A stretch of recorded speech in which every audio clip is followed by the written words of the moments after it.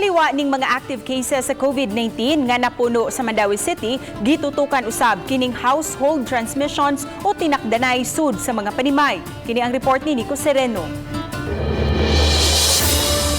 Sa dato sa Emergency Operation Center sa Mandawi City, may mga tinakdanay nga natala sud sa mga panimay maong ilang gitutukan karon. Unang insidente sa Barangay Hagubiao, kundiin usa ka inahan nga nagtrabaho sa resort ang unang nagpositibo. Sa follow-up sa contact tracing, laing upat ka mga miyembro sa pamilya ang positibo sab. Laing kaso nga natala sa Hagubiao gihapon, kundiin upat ka mga tawo ang nagpositibo gikan sa usa ka pamilya. Unang nag-positive ang amahan, maong giswab ang ubang miyembro. Home quarantine nila, asymptomatic man eh.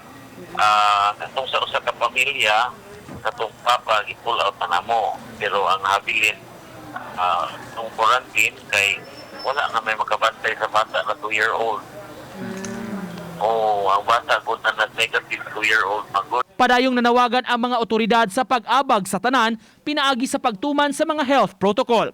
Kagabi, natala sa Mandawi ang dugang 6 ka kaso sa COVID-19 ug usa ang naayo.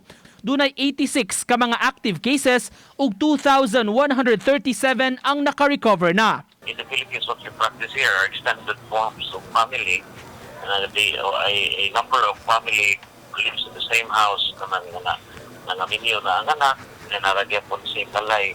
Samtang milusad ang Mandawi City Government og teleconsultation kundiin ang mga dunay gipamati sa lawas, sama sa hilanat og flu-like symptoms, mamahimong makapakonsulta nga libre. Pwedeng mabisita ang Mandawi Teleconsult FB page aron ma-chat ang mga consultants ug makabook og appointment.